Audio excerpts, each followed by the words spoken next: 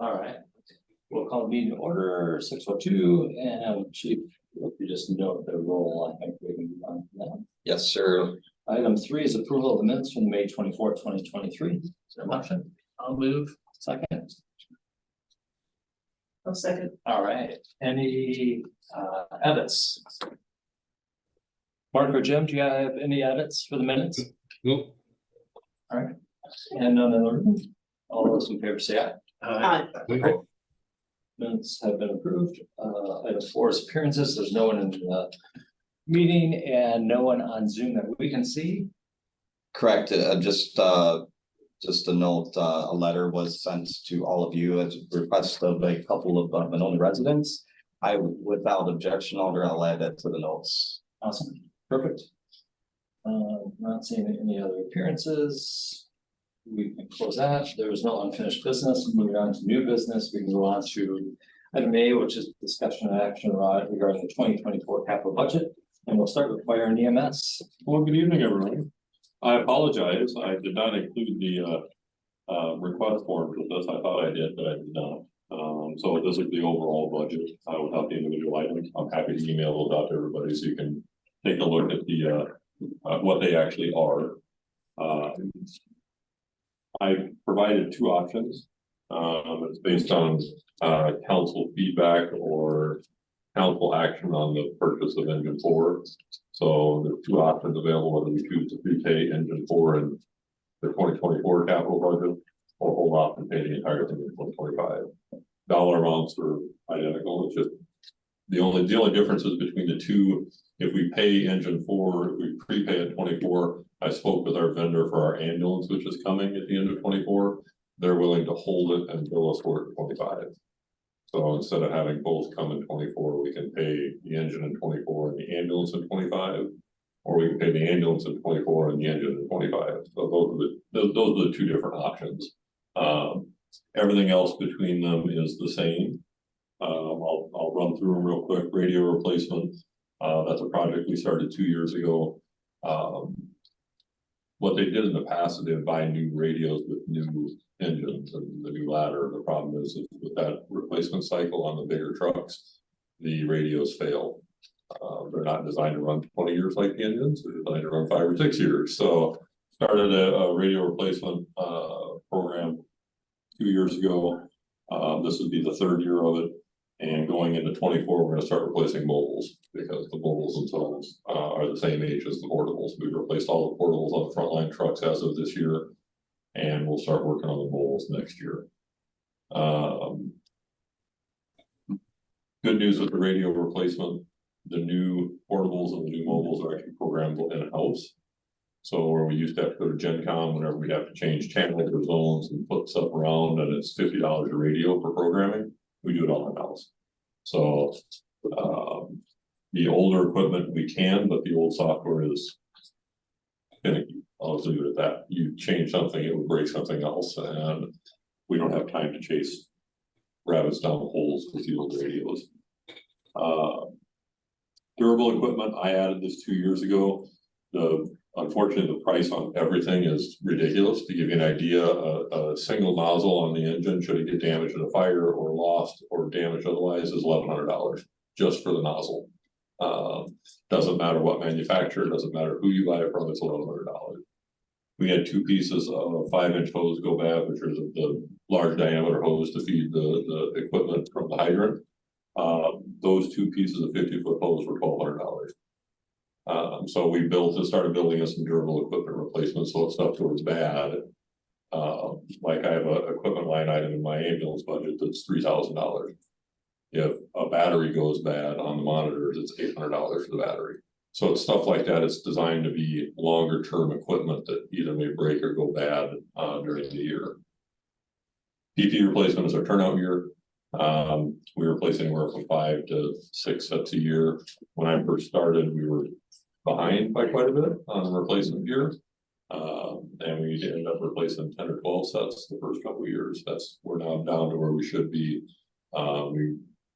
For those that don't know, turnout gear lasts 10 years. By NFPA standards, after 10 years, it can no longer be used. Used to be we could keep that old gear and issue it to new people, so when they went to training at METC and all that, METC will no longer accept expired turnout gear. They check the gear when they come out. If it's expired, they're not allowed to do training. So all that old gear, all of which was PFAS contaminated, by the way, is now out of the station. So everything that we have is in date. The voted radio repeater, this has been in the capital budget for 5 years running. It always seems to get cut and pushed down. So we have a fire ground within the city that we operate on for all fire calls. EMS, we go through Dane County, to the Dane County system. We have our own fire ground. Most communities do. We also have a police main channel that operates on the 800 megahertz system. This voted radio repeater, we have 2 of them in the city. And the original plan was to put 3 to triangulate the city. I believe there's one on the water tower over here. There's one over by Southtown. The north one never got installed. We've been trying for 5 years to get it installed. The downside of not having that, the north side of the city is weak on our fire ground and our police channels. That if you go into the school, you'll lose radio reception. You go into the condos up on Monona Drive, down in the parking garages, you have no radio reception at all. So again, this is the 6th year now we're going to be trying it. It's actually, other than the engine, it's my #1 priority. It has been the last 2 years. It just keeps getting pushed back year after year. Push back in terms of a budget. Yes. Okay. I do have a location. There's one of the condos up on Monona Drive. There's more than willing to post it for us. They'll allow it to put it up on their roof. They'll give us the power for it. All we have to do is get GenCom in there and install it. I did reach out to a second company to see if we could get it for a more reasonable price. And the guy laughed at me. So, and I dead seriously laughed at me. He's like, it's $50,000. He's like, any of the radio amplifiers, so 35,000. That's off the quote from the end of last year. The equipment itself like 31 plus the install cost. Can you pause right there for a second? Absolutely. Neil, I'm glad you're here. This sure to me smells like a TIF eligible item.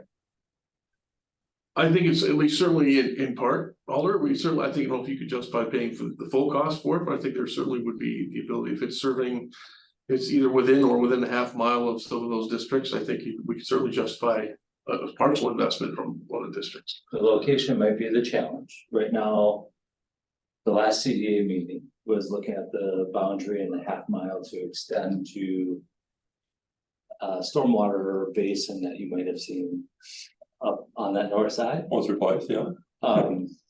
There's nothing beyond that at this current point. The location I have in mind is within a half-mile radius of that. No, meaning we The were looking at the half-mile loom, the half Okay. mile pushes us to there. So that might be one consideration for a funding opportunity. Absolutely. We could certainly evaluate, look at that, absolutely. And that one is. That district's contingent on a current project that's. Trying to move, Still in the works. trying to move quickly with some mud on the tires. So, perfect, all right.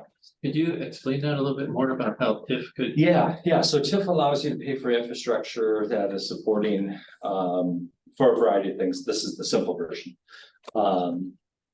You can use for TIF eligible expenses can be a variety of items, including other infrastructure to support the development in that defined area. And so right now we're looking at creating a location that would include Monona Drive and Dean Avenue. And you have to draw a boundary that indicates basically this is the TIF area. And because when you draw that and you put basically the line in the sand that says we're creating this district, you're capturing what is the value of those properties at that moment in time. And then you have a number of years to be able to do lots of things, borrow against it, and it's really to add to the development and addressing the blight in that area. And the idea is to raise the value. And so when you close that district, that difference is then comes back to the city and can help you off lots of things.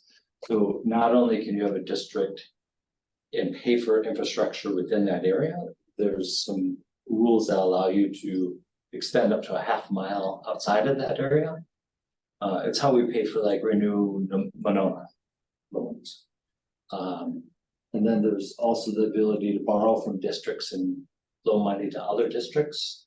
So let's say a district is not gonna meet its obligations, it can be a sucker district from a donor district. Is one A way of- recipient, how about that? So, yeah. And so you might have one, yeah, you might have a district that's being very profitable and a district that isn't for a variety of reasons. So across the bowling alley, our affordable senior housing. When that was done, it was really with eyes wide open that this is unlikely gonna be a profitable district. But then we had other districts that we knew were gonna be likely higher profitability, like the 2 medical clinics down by Menards. Hmm. So those districts can help offset costs for districts that aren't gonna make it. You're saying a TIF district might be created to help underwrite the cost of this? There is a district that's in the process of filing all of the paperwork and nuts and bolts, like, For Monona and Dean? yep, for that area, and I mean, it includes more than just that one property, so it's a series of properties Yeah. of this line Yeah, that yeah. maps it. And one of the discussion points was how far does the half mile radius extend? Right. And I just happen to know it extends up to the weird intersection. Yeah. Basically, kind of in that area. Which is the weird. Buckeye. Lake Edge. and- Lake Edge. Oh, okay. By that water retention you were saying? Yeah. Okay. Yeah. All right, so you're feeling like this might be This potentially could be a Fundable TIF eligible. once the TIF expense. district is in place? Yep. Okay, So for example, it can be like, sometimes water and sewer pipes and other stuff can fit within that same eligible. Yeah. Depends on how the eligibility is written at the creation of the district. right. Absolutely. And Right. how broad that is written at the beginning. Right. And that, But if we know about this, then we would write it accordingly. Absolutely. Yeah, Yeah. gotcha. you might make it in 5 years. Okay, It's a hefty bill, but yes. Alright, sorry. sorry. No, no worries. The last thing on that is the engine for prepayment, that's an estimate. It'd give me an exact number if that's the direction we took. Basically, every month that we work back from the estimated delivery date is about $1,000. So if it's 643, subtracting the months from delivery back to April of 2024 gives us the 624 number. When I talked to Jason at Reliant, he's like, you just eliminated the entire long formula we have for all that. That's basically what it is. It's roughly $1,000 a month is what we save by prepaying. And it's an interest savings cost.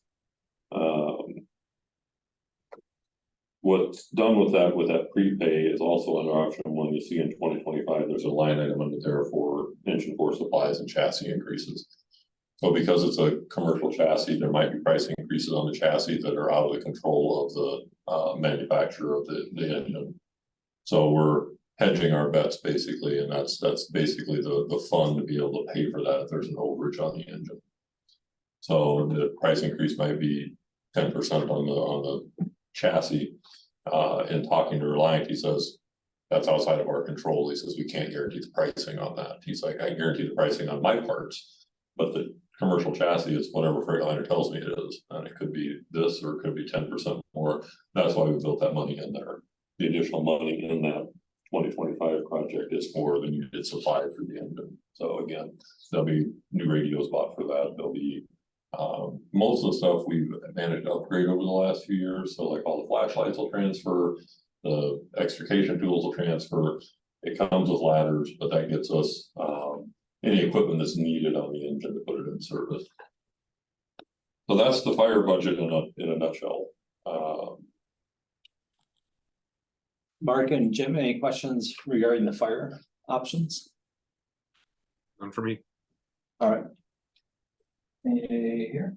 All right, go on to Gibbons. And I did include, thankfully I did include the this main document, which shows the changes between what was approved last year and this one, including what was in the 5-year budget. On the EMS side, again, 2 options, and it's based on what we want to pay for in 24, what we want to pay for in 25. So again, if we pay for the engine in 24, we can push the ambulance to 25. If we choose to wait, then we can pay for the ambulance in 24. The only addition on there is the lift system in 24. That was put in last year's capital budget. It was removed by the mayor, and not put in the previous years. What I will say is that's a requirement for the ambulance. We have to have it. So that is the power load system that goes in the back.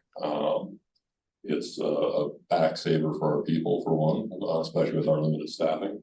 And it also purchases the powered stair chair to go along with it, which we have in our current ambulance.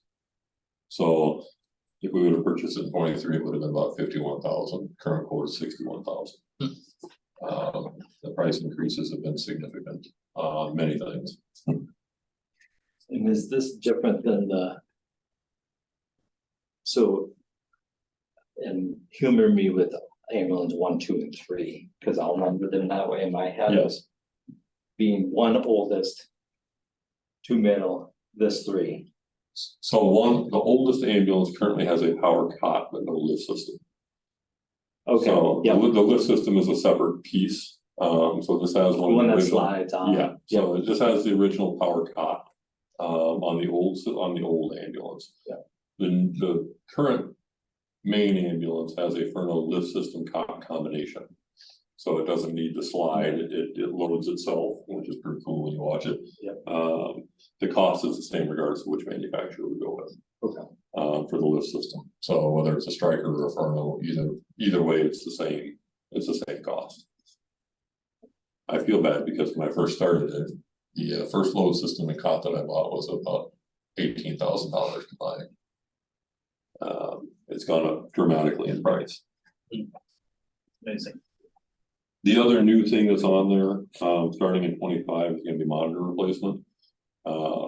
We were due to replace a monitor back in 2020 in the capital budget, and we managed to skip out of that. I purchased Tom Madison's monitor for, I'll just call it a steal.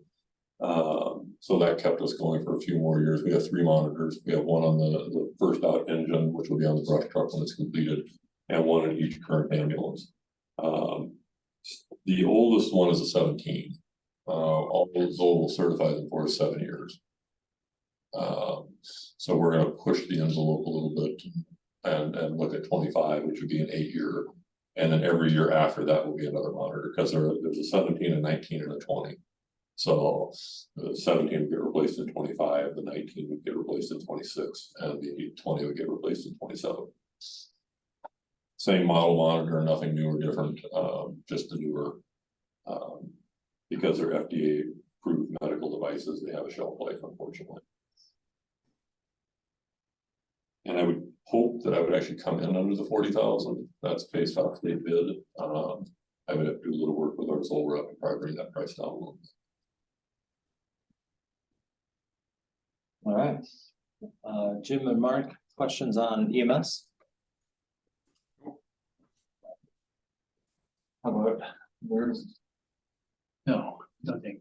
Alright. And because they're noticed this way for discussion and action on each one, we'll need a motion for each one. So what we'll need is likely a motion from this committee, and I'll preface it with saying, those of you that have known me longer know that I like reserve the right, like my job and Rick's job is at council and things are gonna move around. Our job here is to let the committee have their motions and be representative of this committee, not of the alders on the committee. Does that make sense?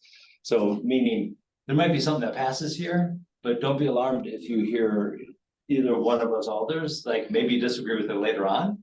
It's no disrespect to this committee, it's really the difference of the two kind of hats that are worn at the time. So it would be helpful for a motion given that there's option one and option two, it might be helpful to name one of the options as the preferred. You can name a second as a second option, and so you can name them in a preference order. It would be helpful for the motion and the second to come from committee members, not others. So you're saying you should motion by option, not by each individual budget line? Correct. Okay, So the chief is presenting two options, either option one or option two for fire, and option one or option two for EMS. Now, clearly, any committee member could strike them all and do individual motions if they choose to. Historically, this group has used the chief's discretion to kind of batch the motion. Absolutely, you can change that if you desire. so chief, is option one, the green options, are those your first preference? I would prefer option one simply because it saves us money at the end of the day. That would be my preference. So for 24 and 25, Yes, okay. Because it saves money. Okay, Well, option one already talks about 24 and 25. oh, So so, option one is basically saying, we want to buy the expensive thing for fire. We want to prepay for the engine. Option one for EMS says, we want to add the completion of the 2024 ambulance. That's an option two, isn't it? no, so option two for EMS, excuse me, option one for EMS pushes the ambulance purchase into 25. So if you look at option one for EMS, we add the lift system and buy it in 24 simply to save money. Because again, there'll probably be another 20% price increase. And they can install it as they're building it. And then we pay for the ambulance in 25.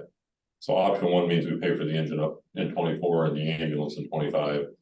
Option two is we pay for the ambulance in 24 and fully pay the engine in 25. That's the only difference between the two options. so if someone moves to prefer option one, you're doing that for 2024 and 2025 in fire and then in EMS. Is that what you're saying?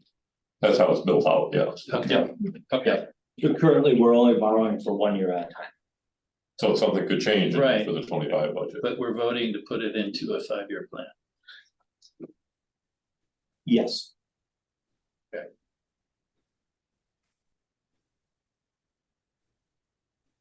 Then I make a motion that we accept option one for both fire and EMS. All right. I will second that. All right. Any questions or concerns from the group? All right. All those in favor say aye. Aye. Opposed? All right. Motion has passed. We will move on to. We voted too, right? Did Yeah. you vote? Oh, yeah. How do you vote? Yep. Said yes. May I make a request? Yeah. Can I don't need to jump in front of the chief here. You want to go first? I'm on the ambulance and I want to at least give a quick heads up about the fire prevention ordinance. This is supposed to be a very quick item. I just want to say a couple words about it in case I get paged out and miss the rest of the meeting. Not that I want to miss. Well, hang on. How about we just do this easy? As chair, I'm gonna move new business. We're gonna go on to item E from A. All right, so we'll discuss and update on the city of Monona Fire Prevention Ordinance. That way it allows you to Perfect. do it officially rather than just a heads up. And you'll notice this is not noticed for action. This is the first heads up. I want to give the public committee a chance to take a look at this. So one of the things that I noted when I started here back in 20, the fire prevention ordinance was out of date. I'll be quiet about it, woefully out of date. So what I've done is completely rewritten the fire ordinance. Actually, and I think I even managed to get all the errors out of it. However, I'm not above a friendly plagiarism when needed, so I borrowed City of Madison's fire prevention ordinance, went through it, updated it to match what we currently have, but also to add things that we don't have. So it's a little bit more in-depth and detailed. and allows our inspectors to write out of this instead of out of the national codes. So the biggest change is we'll be switching from NFPA codes to the ICC codes, which is what Madison has used. There's several communities around the county that use it. My goal with this is to make it easier for people to come and develop stuff in the city. Because we That's will, what architects and engineers use as well. yes, They don't use NFP. correct. NFPA is always a reference, but they use ICC for design and build. So a lot of this mirrors what Madison does for development. It adds the ability for us to do plan review in the city, which we don't do currently. So currently, a good example would be 353 Owen Road. If Ahern goes in there and puts a new fire alarm system in there, I don't even get notified. I don't even know about it. There is no permit process, there's no plan review, it goes to the state. The bigger, more reputable companies will reach out and let me know that they were approved by the state, but there is no requirement to do so. Sprinklers, all I get is notice if it's more than 20 sprinklers, and it's a single piece of paper that says, hey, we're putting a sprinkler system in here. There's no review by the department for stuff that's being built within the city limits. It's all done by the state. The state codes do not match our codes, which has caused some issues already. Chipotle comes to mind. The state code does not require a fire alarm system in a restaurant. We do. So we went out to do our first walkthrough and they had sprinklers. And I'm like, where's your fire alarm system? Well, we're not required to have one. Yeah, you are. Here's the ordinance. You're required to put a fire alarm system in, which they had to put in a week before they opened because I wouldn't let them open without it. And so what it does, it allows us the ability to have a permit process and plan review process within the city and also collect that money instead of having it go to the state. So the goal is to get this implemented by January 1st. So I wanted to get it to you folks early, let everybody review it, provide me feedback. And then get sent to Attorney Cole for his legal review. This one's already been challenged in court multiple times at the city of Madison, and withstood every legal challenge so far. So let's say the goal is to bring the ordinances more in line development wise with what Madison was. So it becomes a lot more streamlined for the developers. They don't have to try and dig through our specific ordinance to try and find our specific stuff. It's built through the International Code Council. So one thing that we kept that we are ahead of in Madison is the Knox box ordinance. We have one of the most stringent Knox box ordinances in the state. That's a Knox box. It allows us access into the building after hours.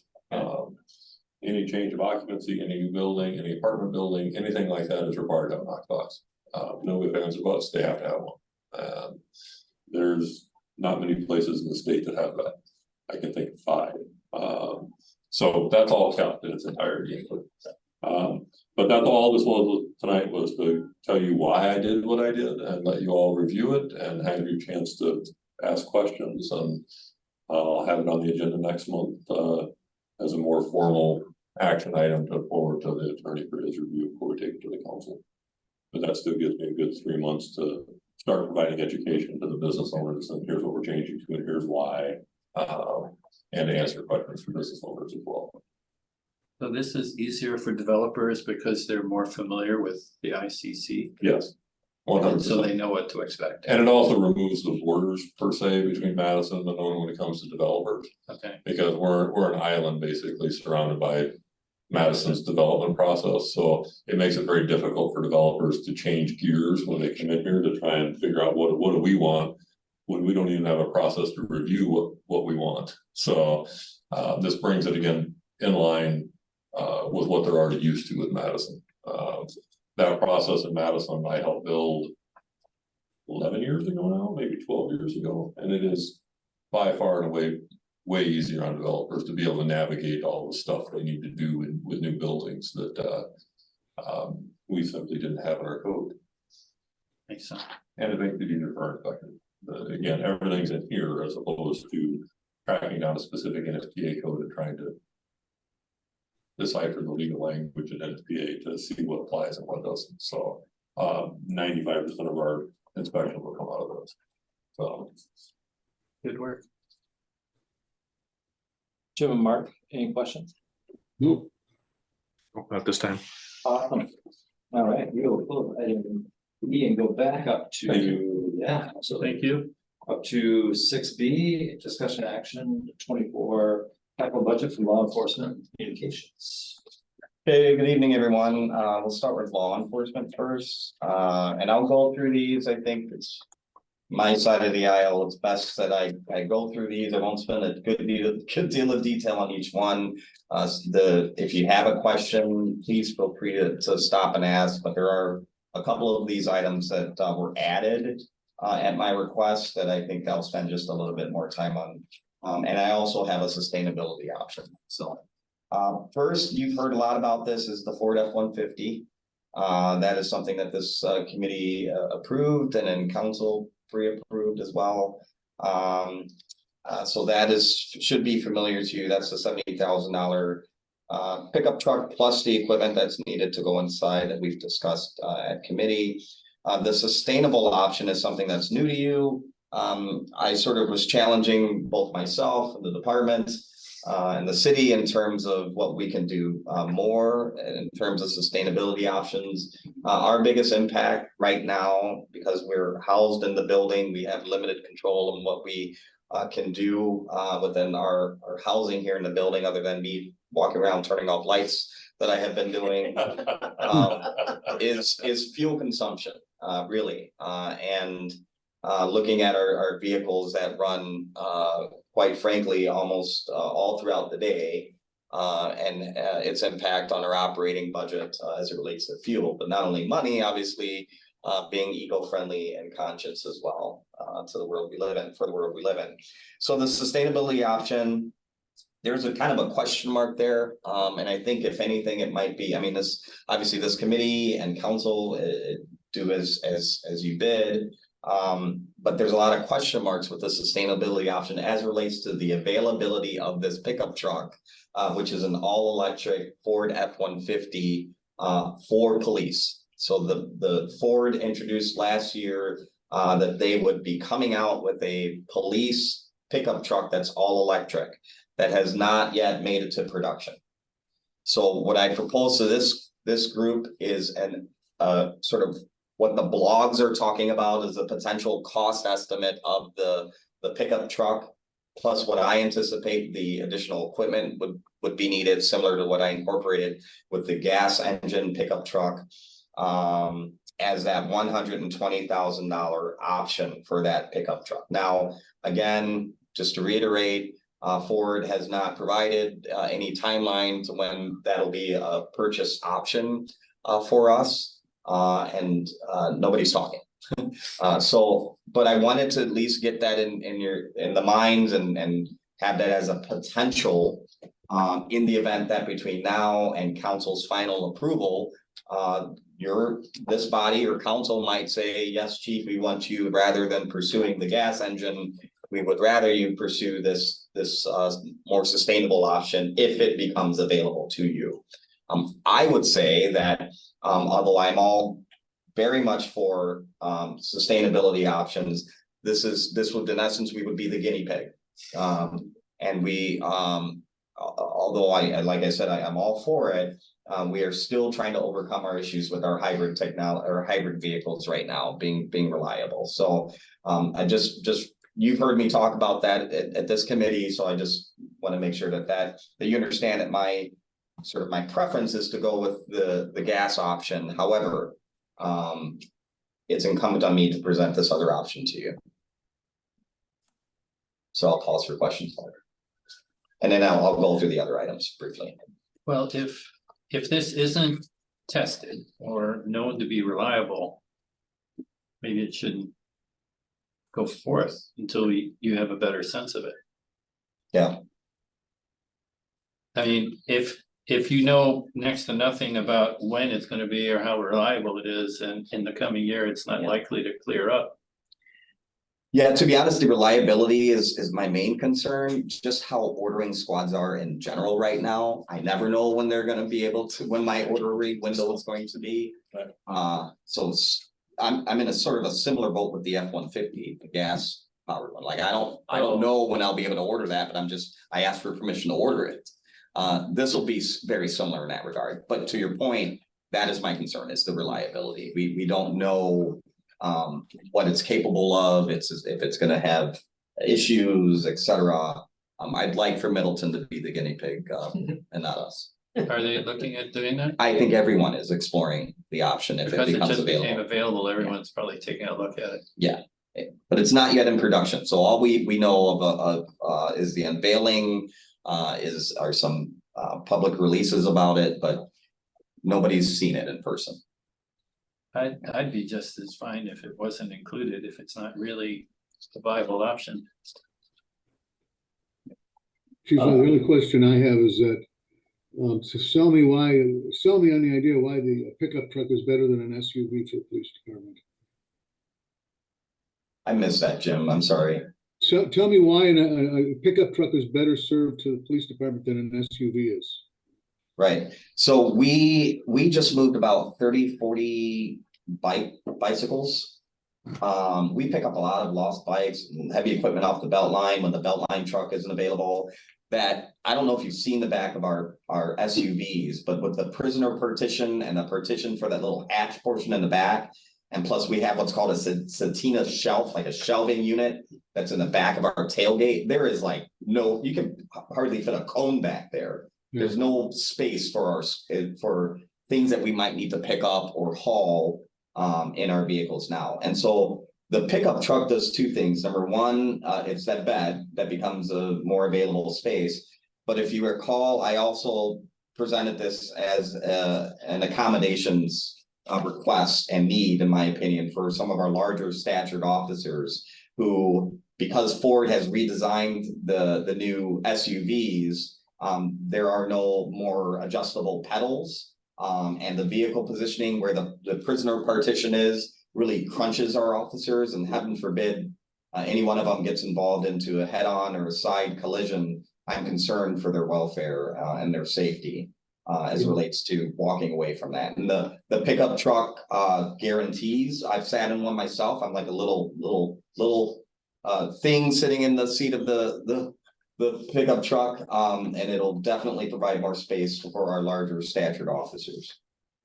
These are pursuit rated, so they are rated by Ford, and these have been out. I think locally here, the sheriff's office just did a press release on one that they acquired. I know a couple other agencies in our area are acquiring them as well. They're hard to come by. They got theirs ordered probably early summer of last year. And or have found it elsewhere to get their pickup truck, but they're pursuit rated. They can do all the things that the SUVs can do, and then some, because they have the utility aspect of the bed. Right, okay, well, thank you. Sure, good question. I have two. One is, so I know the comments regarding idling and the need to idle currently to run all the equipment. What's the anticipation regarding the drain on an electric vehicle? Pulling that much to run everything, and has there been any comment on that yet? Yeah, so there's the shorter range and extended range version of the F-150 Lightning. What we think we're going to get in the police package is that extended range, which is what's driving the cost up. It's also a more powerful engine, powertrain. I am not as concerned with that because we only have so many square miles in this town. However, the county or state patrol, they're definitely not gonna probably go to that option because of that drain on that battery. And then, you know, when you're getting on it and high performance, that after a while, that battery drains. For some of you who drive all electric vehicles, you know that. And the temperature also has an impact on the range of that battery as well. So when it's below zero or close to it, as you know, we never have any of those days here in Wisconsin. That also shortens the length of the EPA or EPG, the range of that vehicle. And the other question that might be more on the silly side of the question. I like sleep. So Has there been other fuel options considered, for example, and maybe they don't even make such thing for a pursuit vehicle, CNG. Compressed natural gas, because we have it at Speedway as well as the county conversion, and the availability is pretty high for us. yeah. I know prior to me getting here, I had done some research when I was at Madison. And I think Lieutenant Weigel, who's on here, did some research for this agency. And it was determined that there was several question marks as it relates to performance. And we have natural gas, but the quick availability, say for example, if I travel. Or we have to do a Winnebago transport, right? And that's a similar concern with the electric vehicles, right? We don't want to go all electric unless the infrastructure is there anywhere we work, that we'd have to, need to plug in. Well, there's a new company in town. Yeah, there is. So I mean, I think there's a lot of questions as it relates to that, but we're keeping our eyes on it. Okay. So in support of the F-150, regardless of what option, and I would agree, I would prefer the gasoline option. We need to equip that vehicle, and so some of these items that you'll see here are both in support of the equipment that goes inside the F-150, as well as the SUV. So this was slotted in prior capital budget years, projected requests for a SUV replacement. That's actually going to replace my squad car. I transitioned from my predecessor who used sort of an administrative squad. I need a computer. I write tickets. I'm out like Jerry's out. We help out when we can. The computer's a need, but also as we're discovering now, I'm back in the Taurus because our K9 squad was struck as a result of a call a couple of weeks ago in which the officer got hurt. He's doing well, recovering, but that squad is being repaired, and that's our only K9 capable squad currently. We don't have a backup. Well, impromptu, the backup is my SUV. Because it doesn't have a prisoner partition in it, we're able to get a portable kennel in the back of the squad. That's not really conducive for this line of work, for K9 work, for the dog. And so the secondary squad that I'm asking for here, which was scheduled for replacement anyway, would double as the backup squad, K9 squad. So we would put a K9 insert in there, although I have no need for it, but heaven forbid, Officer Hoffman gets in another collision, or, at some point say we get another dog. That would become their vehicle. So that is the second squad, and then the 2 laptops, 2 modems support those 2 squads. That's a separate project item. Squad radios, the reason we see number 3 there, our patrol vehicles operate with 2 separate radios, and those of you who've been on committee know this. The administrative vehicles do not typically. So we have a VHF radio and an 800 megahertz radio, 2 different radios for all our interoperable communications with law enforcement agencies throughout the county and throughout the state. That's why there's 2 separate radios in the patrol squads with 2 different speaker systems and 2 different handhelds, right? So all the things they have to do while doing their job. There's an all-in-one radio that works for the administrative cars, that because we're likely not to be thrust in those situations in which we'll have to go out of county to support state patrol, or we have a chase that goes beyond our range, etc. I'm choosing to save the city money and to using a less expensive dual purpose single radio for our administrative squad. So that's why you'll see the number 3 there. 2 squads, but 3 radios. That makes sense. Seeing some head nods. And the all-in-one, if you are switching areas, you just manually have to switch channels. Right. So And with me, frequencies or just channels? if they're pre-programmed, you just have to switch the channel. Okay. With me, for chief of police, no problem, no biggie. I can take my time getting there. For the officer who's actually. Well, I've seen the time. For officer who's actually engaged in the very, high risk encounter, that's a lot to ask for our officers, so. What's cost difference? Just curious. I put it in, sorry. They're not cheap, but they're reliable. And so And total's 19. Yep, no, I didn't give you the breakdown. Oh, I'm not gonna okay. break down over here. I apologize for that. A second here, I'm gonna find my chicken scratch.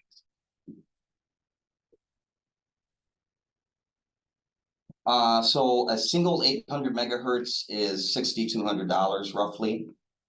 VHF is 6,500 single.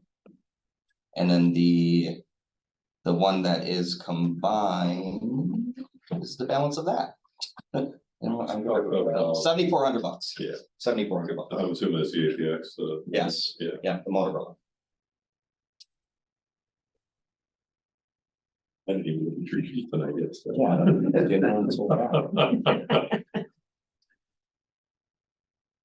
Awesome. Should I move on? Yeah. Tasers, so obviously the less lethal tasers that we utilize. That has a life cycle, they typically go, let me make sure I give it accurate count here. They have a 5-year warranty, so we typically like to replace them at the end of the warranty, or else it's coming out of our operating costs. The tasers are running about $1,500-$1,600 each. Keep in mind, Taser's not telling us what they're gonna charge next year, so we're just basing it off of trends and considering this potential 10% markup from year to year. So that's where I came up with that figure to ask for those additional Tasers, 2 ECDs. Any questions? We have 8 right now. Are all 8 expired at the same time? No, so they're scattered, and strategically, we're scattering the. So they replacement already cycle. are scattered and we're Yes. just following the scattered Correct, routine. correct. All right. Yeah, and every now and then, I think this year, I think in previous year, let me see what I asked for previous year. Yeah, so 2. There may come a time in which I'll do the sacrificial lamb and try to save a little money and say, okay, we'll go for 1 versus 2. But yeah, we were slotted for 2, and so I'm asking for 2 this year. How often do they, I have a quick question. Whenever I can hold off. how often do they get used, or do they get used?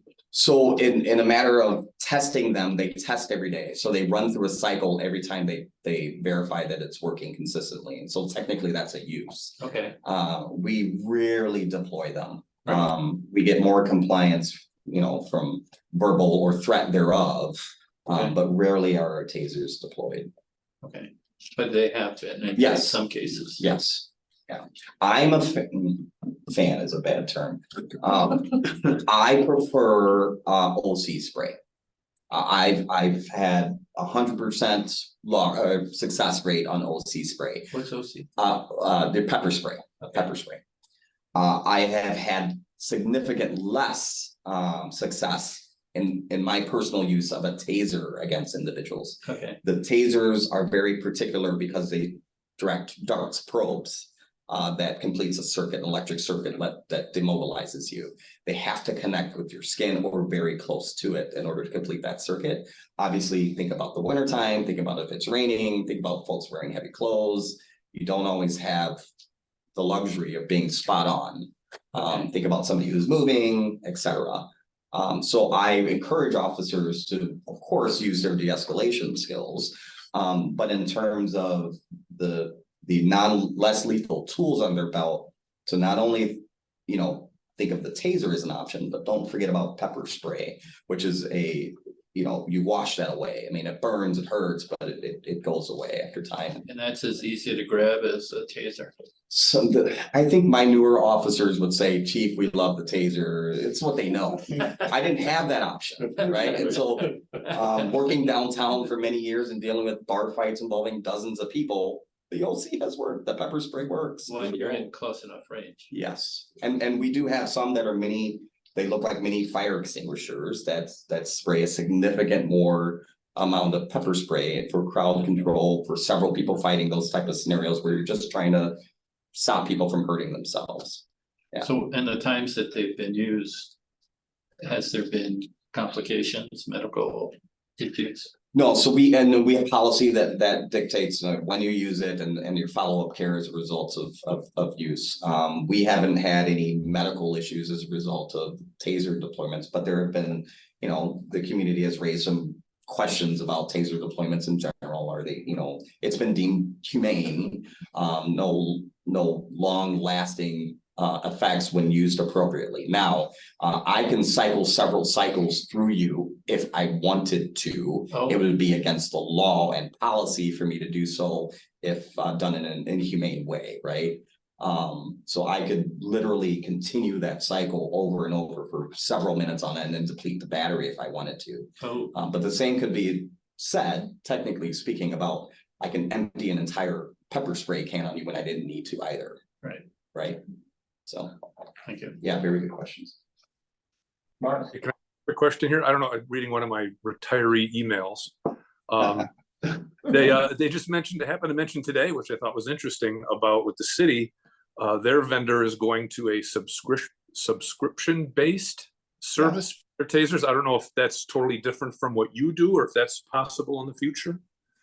We would rather not go to that, because then we would have no control over what taser would charge us any given year, and that would come out of our operating costs versus the hardware equipment costs that we do now, which I think the city saves money in that regard. That is what's trending. However, I will tell everyone this. Thanks for bringing that up, Mark. That's what's trending not only with taser but with everything: body worn cameras.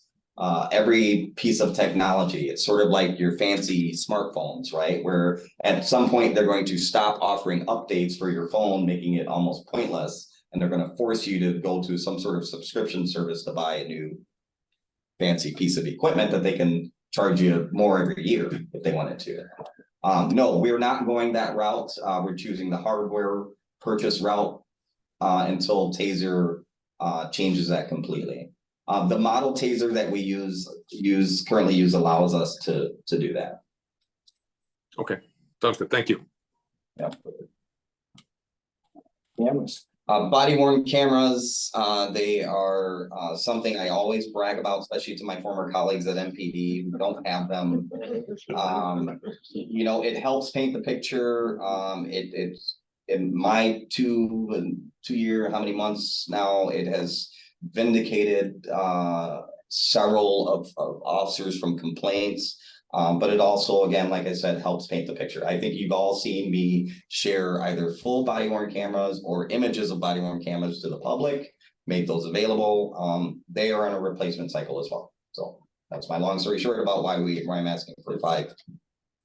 They're staggered now and continuing to be, Yes, and they're not shared.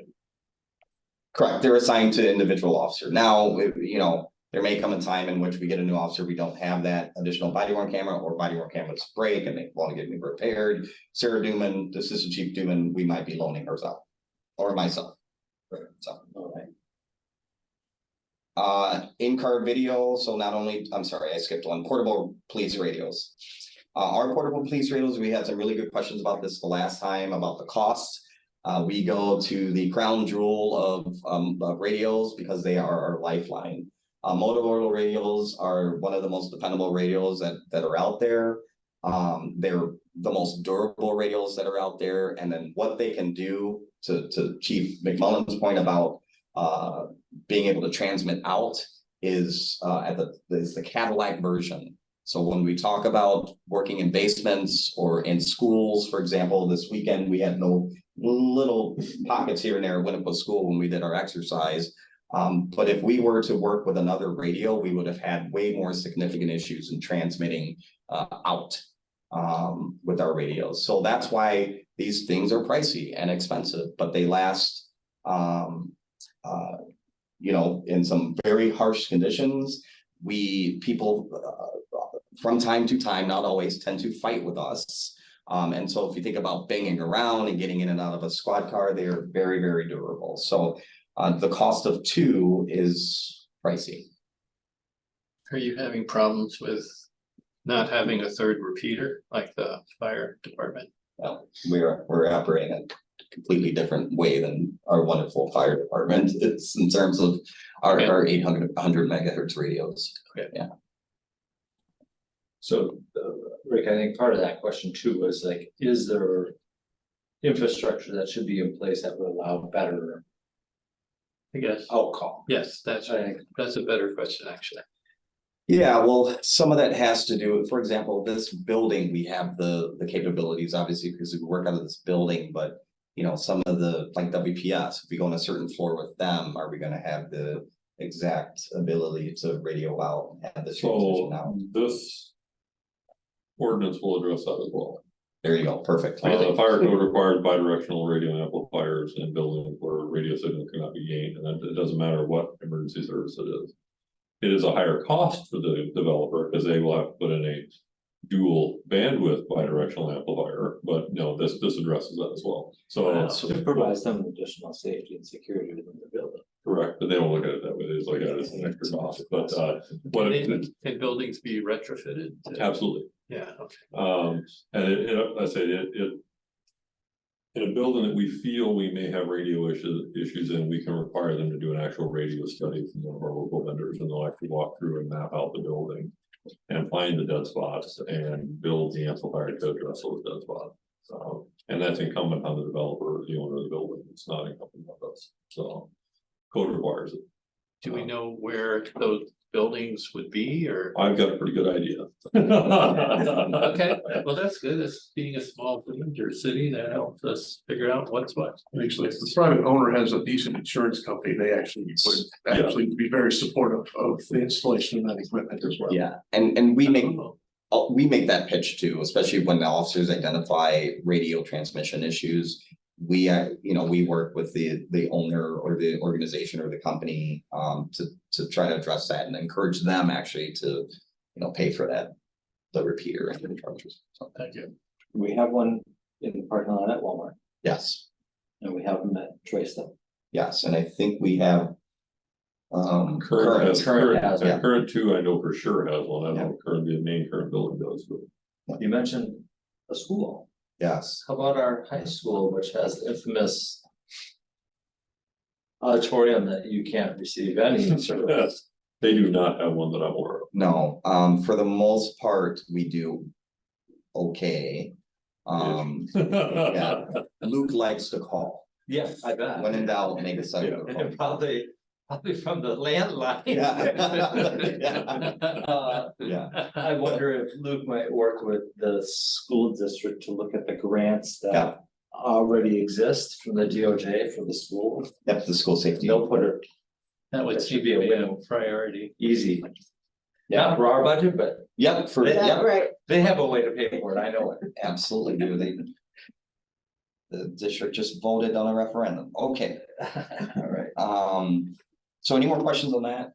All right, I'll move on here. So the arbitrator in-car video, so that's the in-car video recording system. So that too, same justification as the body worn cameras, that angle that we get from that squad. Not only does it capture video, it records a lot of the data that the squad is doing. So acceleration, braking, are the lights on, etc. Gives us a whole different picture sometimes, but a better picture as well. So that would be in each of the SWAT cars. I need one too, since I do traffic stops. So do we need three? No, so just asking for two, one for the F-150 and one for the SUV, that'll be mine. Okay. Ballistic shields, that was reduced from 2 and previous year, I was asking for 2, now to 1. And the reason I did that is because I've added things to this year's project, so conscientious of city money and borrowing. But ballistic shields, it's a goal of mine to get ballistic shields in every vehicle that a police officer operates, to include myself. You never know when you're gonna find yourself in situations in which you need one. The ballistic shields are new, for those of you who remember going through this process and discussing them last time around. I think I brought one for show and tell last time. The old models are quite heavy, quite dated and out of warranty. The new models are half as light, more nimble, and have a very, very bright light on the front of them. So it's such that officers are able to actually hold on to a shield for longer than a minute and a half, whereas before you already would be fatigued. So I'm asking for 1 shield. In the future, I will be asking for additional. So that glass pane there, that's the light, or that's the visor? So what you're seeing is going to be, let me make sure it is right. The picture I sent you is not actually what we're getting. Oh. Make sure it goes. So the picture I sent you, that would be actually a see-through portal. Okay, Some have see-through portals like that, but some, there is actually a light fixture on there. The ones we actually have has a see-through portal. It doesn't look exactly like this one, where officers can hold the shield and look through. okay. But there will be a bank of LED lights, LED, really okay. bright lights that the officer can control on the other side of the shield. Cool. Yeah. This kind of looks like what you use for in a riot situation. Yeah, a little bit different. Those aren't ballistic. Oh, The okay. shields that these are designed for stop people around. Okay. Wow. Like an AR-15. Yeah. Wow. Speaking of rifles. Speaking of rifles, on the next one. So this was brought to my attention by my staff. We are, I was not aware that our rifles were sold. So officers are given the option to utilize and purchase their own rifles in the field. Frankly, you take better care of your own stuff. You equip it the way you want, you take better care of it, etc. Not to say that we don't take care of city property, but not all officers opt to purchase a rifle. I don't require that they purchase their own rifle. So the city furnishes them a rifle. The current rifles that we have are from 2007. They're older model, they're heavier model. You can't equip certain options on the rifles as you could, like such as a tactical light or certain kind of optic on the light. This is antiquated. The rifles that we use are antiquated. We need more modern rifles, and so our firearms supervisor, who's an instructor, strongly recommended that we consider getting the rifles. And after I took a look at them myself, I said, absolutely, we need to get replacement rifles. And so there's more than 2 than we need, but I'm only asking for 2 this year, to sort of spread the wealth over future years. Have we ever considered a shared purchase agreement where we'll pay for half the rifle and the other person pays for the other half and they get to keep it? So we don't give, we're not a firearms dealer. We can't give a individual firearm. So we would have to sell it to a licensed firearms dealer, in which they in turn would have to give it to. Can we share in the cost of the purchase? Like a reimbursement holder. Yeah. Can we share them in cost? I still think so. Because that would make you an owner. I can speak for well, back in the day, again. We were able to get city prices on them, which were discounted, which apparently were good. I'm not a real knowledgeable gun person, but I was told it was a great price, got the hardware to carry it. And then each paycheck, a certain amount was taken out of our check. Yeah. And then, and I don't know if kind of what you were familiar with, Chief, or my mistake. We do that now. In fact, I have a gun right now that y'all are taking monthly installments out of my paycheck for something that the city purchased, right? But it is my weaponry. So yes, we do installment payments, but that belongs to that. This is licensed to me. The ATF knows that this is my gun that the city purchased, but the licensed firearms dealer registered in my name. That makes Purchased sense with to me. your wages. Well, Well, we bought it up you front. bought it. And I'm you're paying back. you back. Oh. Yeah. But it's not shared. I get you. Yeah, I mean, I'm kind of getting at the point of. If we have officers that want to purchase a rifle, but don't want to do it outright, Correct. can we help kick in some money somehow As, to make that okay, happen? I think that might be a contractual issue potentially. True. Yeah, because right now we offer the installments for anybody that needs a rifle or a new handgun within reason. We're not, people aren't arming up out there, but no, well, yeah. I know this is one that's routinely been kicked from the Yep. budget over years. Yep. So I'm just brainstorming Yep. other ideas, Yep. because it is an easy one to kick down the road. Of course, and I completely understand that, and it might be well, it's challenging to do a show and tell with that, but Yeah. maybe in pieces, maybe Yeah. maybe just the rusted piece, that we'll do that. Yeah, scare us all. Yeah, I know. Anything else on that? Okay, less lethal launchers, this is new. We currently use shotguns, beanbag, projectile shotguns.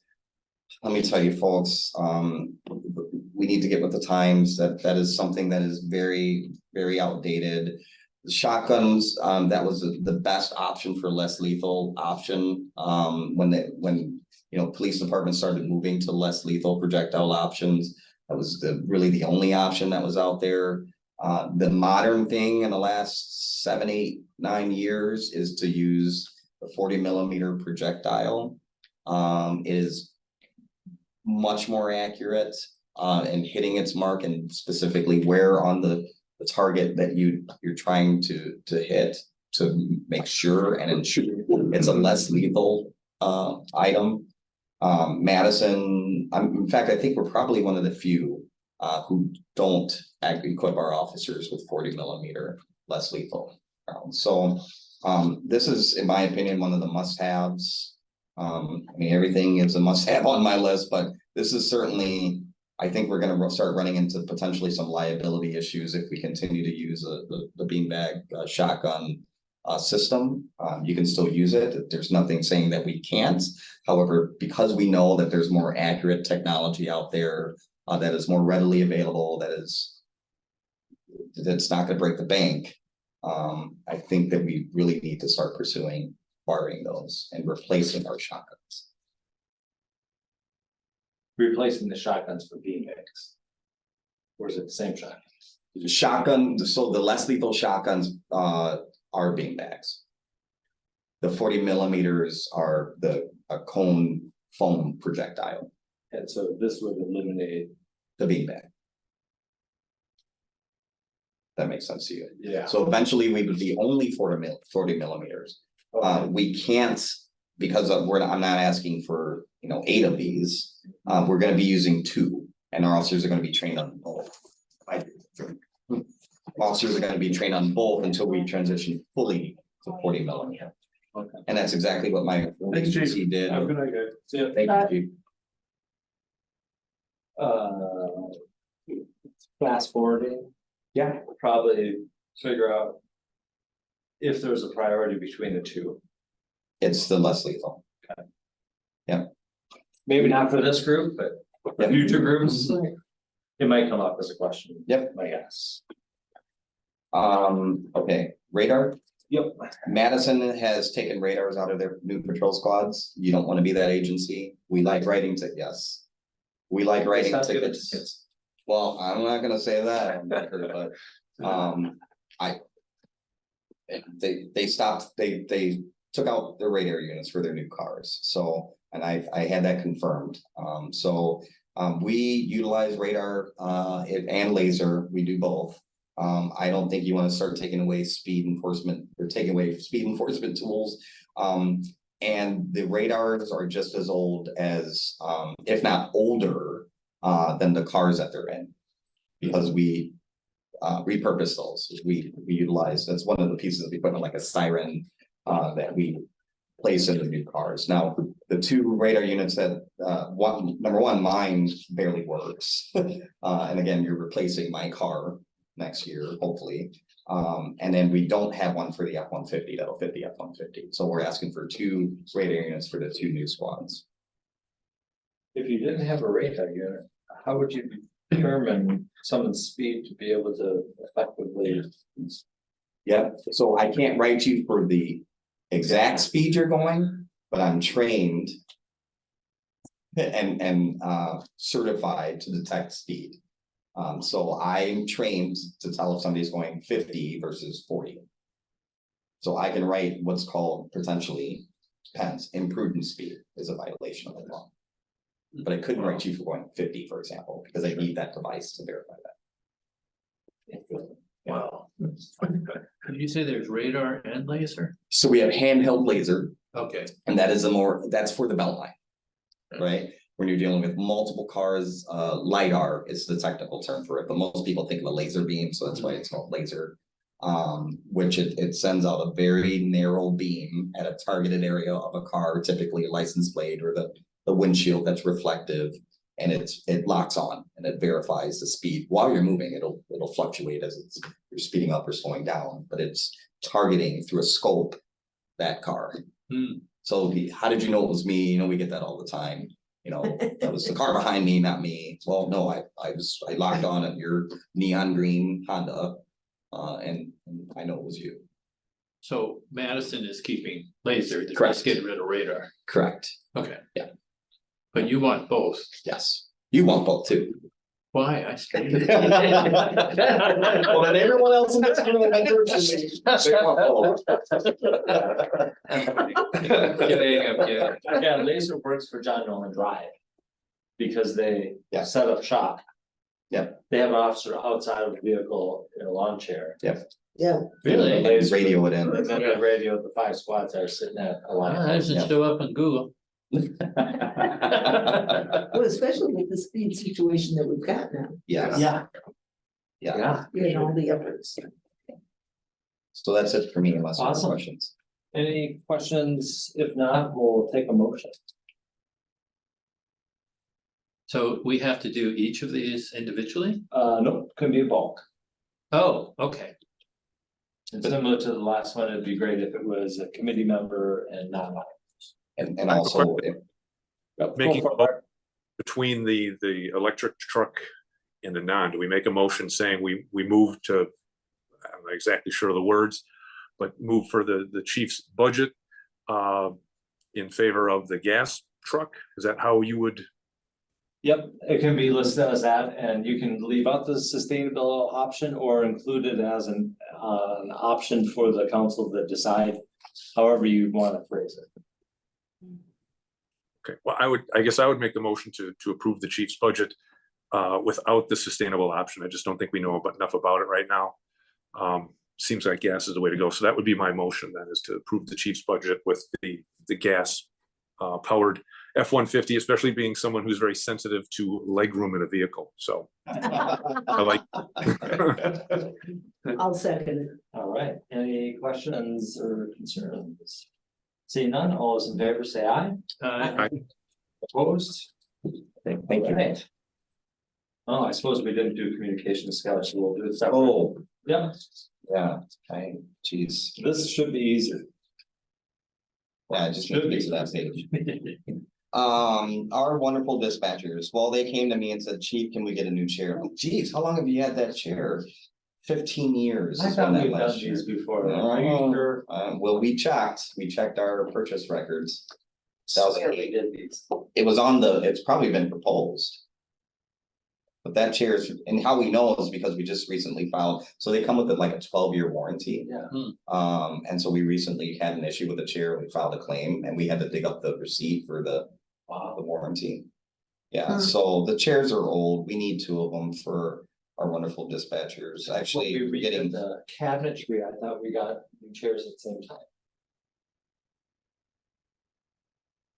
You were here, I was not, Kurt, do you know, are you listening in by chance? Were the chairs for I another? don't recall getting the chairs at that time. They're probably down in the city administrator office. Yeah. I'm gonna come down and see, guys, yeah, exactly.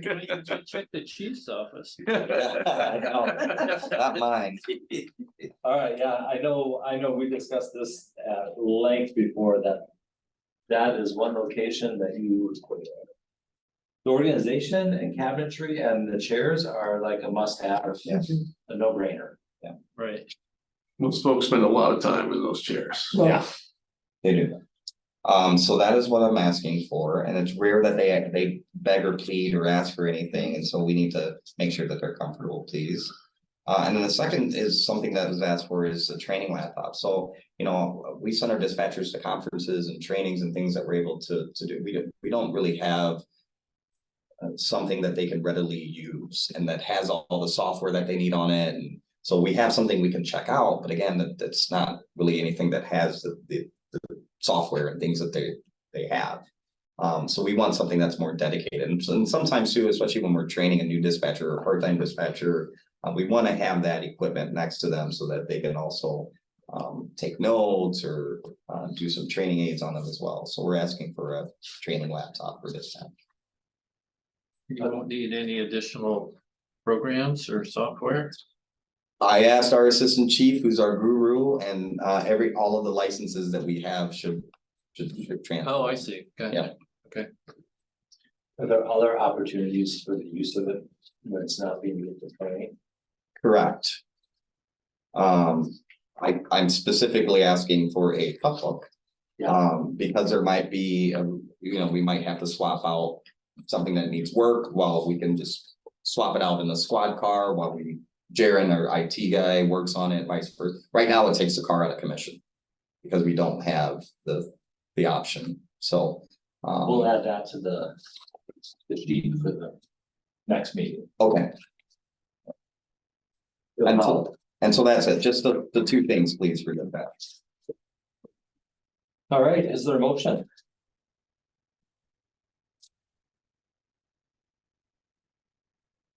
I'll make the motion to approve the chief's budget for the dispatcher's chairs and the laptop.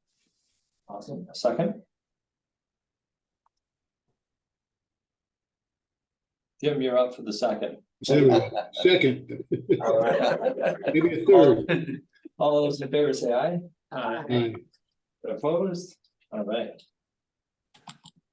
Motion passes. We are on to item C. Discussion and action on public safety medians. Public median safety and increase in persons panhandling along various rights of ways. I'd like to preface this with this group, from a committee standpoint, approved a previous recommendation that went to council. And at the council level, it failed. There has been a kind of continued conversation since that point in time till now, that there's some additional kind of interest in having that discussion again. And I would not necessarily expect this group to rehash everything that you guys did a year ago, but maybe more around any pertinent updates to allow this group to then move to a motion quicker than feeling like they have to go down memory lane to last year. If that makes sense. Chief, I'll let you. Yeah, I'll just no long memory lane, but just a little recap. So the reason this came to my attention was my former colleagues and some commanders at the Madison Police Department reached out to me and said, "Hey, Chief, just a heads up, some of the things that we're working on within our police department, there's traffic and some of these other priorities that their chief had handed down, and one of them was enforcement of the Madison median safety ordinance, or I forget what theirs is called in front of me, which regulated persons occupying, right of way along certain stretches of the highway in Madison. And I provided last year, I didn't do it this year. I provided the Madison ordinance to all of you, along with the map. I don't think I did it this year, maybe I did. But this just gives you, I think maybe just gives you a better sense. If those of you at home, if you following along, maybe Google Madison median ordinance, those 3 words, and it'll come up right away. Madison median ordinance. But it outlines not only did you get it, Jim? Yeah. Okay, it outlines not only the ordinance, but it gives you the map of all the places that this ordinance applies in the city of Madison. And as I pointed out last year, you'll notice that we're a little bubble of space in there in which there aren't any major thoroughfares that are enforced. And how it was presented to me was that this was, as they were doing traffic enforcement, this also aligned with some of the safety concerns that they had with persons occupying these spaces along the major thoroughfares. Now, Madison, they saw their share of fatal crashes and significant car injuries. Actually, Broadway and 51, quite certain in 2022, the county labeled that the #1 dangerous intersection as it relates to crashes and injuries. Now it's flip flop. We're better. I think we're number 4 or something like that this year. Nothing to be proud of. Buckeye and 51 is number 1 this year, with respect to injuries and crashes. And so that's along the thoroughfare that Madison has highlighted as an area in which you are not able to occupy the median for safety reasons. So having that information and knowing that Madison was going to do a lot more enforcement of their ordinance, I grew concerned that, knowing my former agency, not to say that there was any cops that were doing this, I just sort of know how things operate. Typically, when you come across somebody and you say, you can't do that here, well, what's the question you're gonna ask? Where can I do it? And it's only natural for some of Mark and I's former colleagues, we know this well, so point in our direction and say, well, you can't do it on this side of the street, but you can do it here. Or you can walk down a little bit this way and you can do it. So I'm not the most, I'm not a wise guy. I can't predict the future, but I sort of predicted that we were, based on what I had heard, that we might want to consider looking into a similar safety ordinance that Madison has, because I believe that we were going to see an influx of people occupying these spaces, which is going to create a safety hazard for us here in Monona. And unfortunately, obviously nobody at council wished for any of this to happen, but we're seeing sort of exactly what we talked about in committee. A large amount of individuals who are occupying spaces, and not only just occupying spaces, that are large median spaces, but even the thin median spaces on 51 and Broadway. And I sent a picture to council, and I think I forwarded on to all of you. This is sort of a daily occurrence. That picture of the gentleman taking a nap, lawfully taking a nap in a median. And as much as we want to move that person along, we have no authority to move that person along. Oftentimes these individuals are under the influence, but they're not incapacitated, meaning we have no lawful authority to compel them to move from these spaces. The lawful authority is a ban or a prohibition as it relates to creating an ordinance saying that you can't occupy certain spaces. Now, this gets a little tricky because technically certain spaces on state highways, we have no authority to regulate. Like, for example, the exit ramp on, we get calls all the time about Southtown and the Bell. We have no authority to create an ordinance for that space. However, there are certain spaces along Highway 51, for example, that we do have some authority over, in which we can create ordinances for. So that would be included. I know that not in this committee, however, at council, there were discussions about certain streets that are named in this proposed ordinance, or the previously proposed ordinance.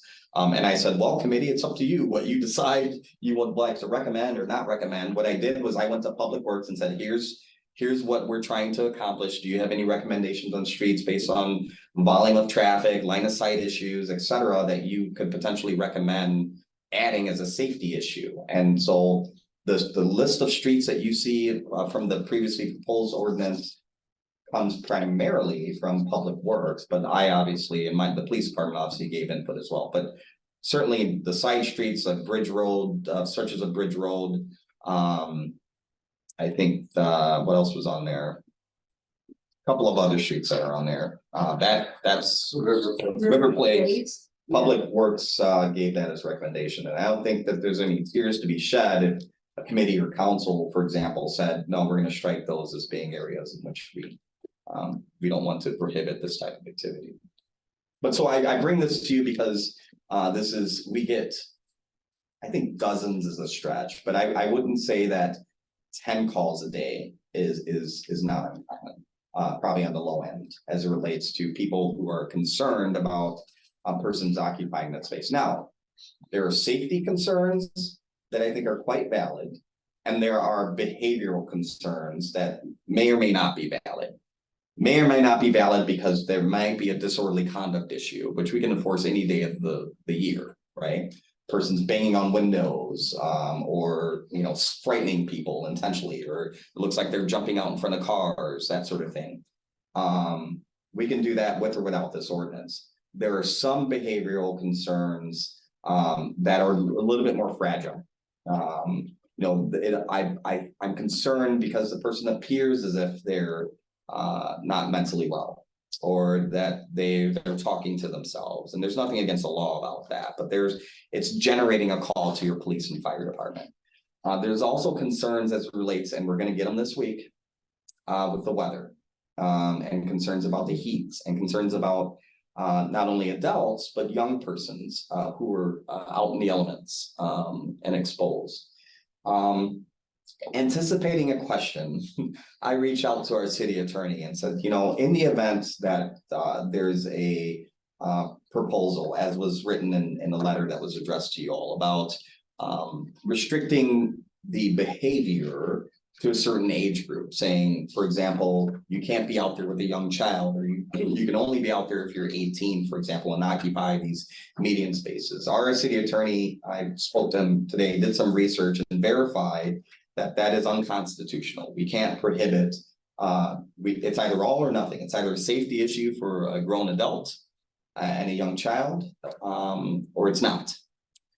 So that is very similar logic in terms of the state, for example, prohibiting pedestrians on the highway, right? The state doesn't say you can be on the highway if you're over 18, no children, for example. No, it's you can't, any pedestrians can't be on the highway.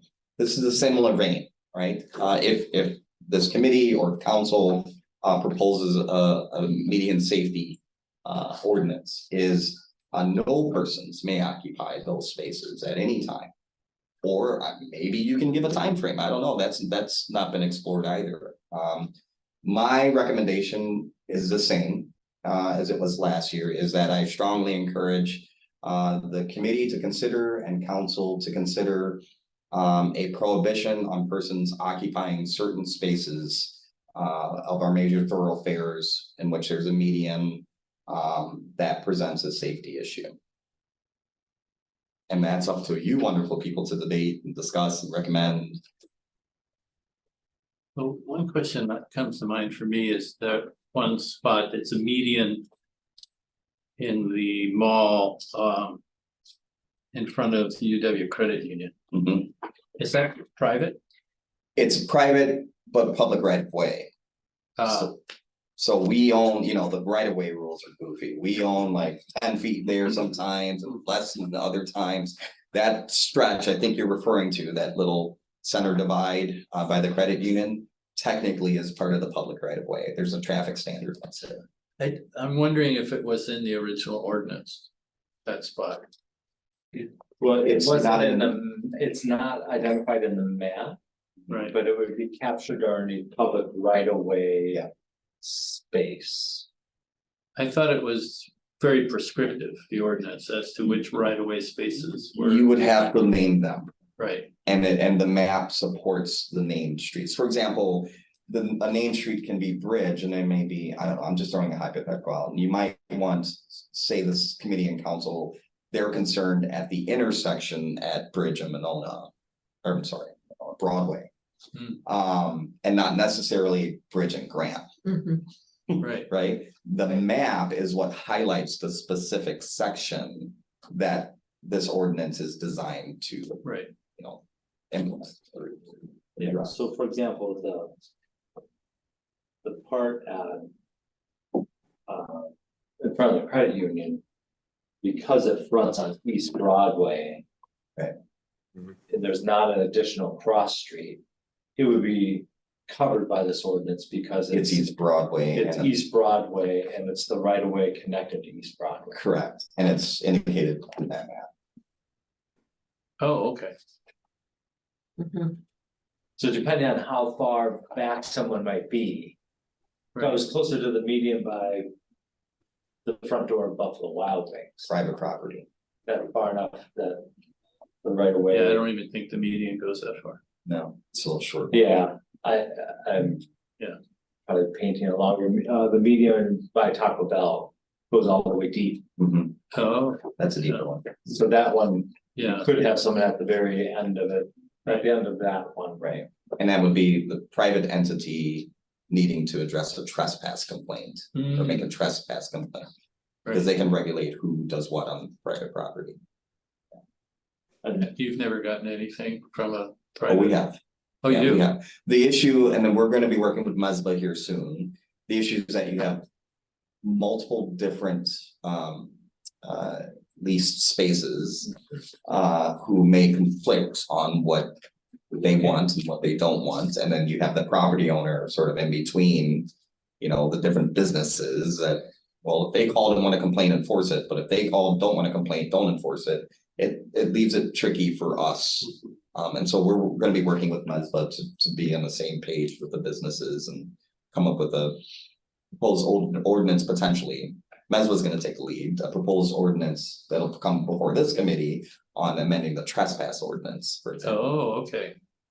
That's interesting. Will we just be pushing them to different spots? By listing certain ones? Will they bubble up somewhere else?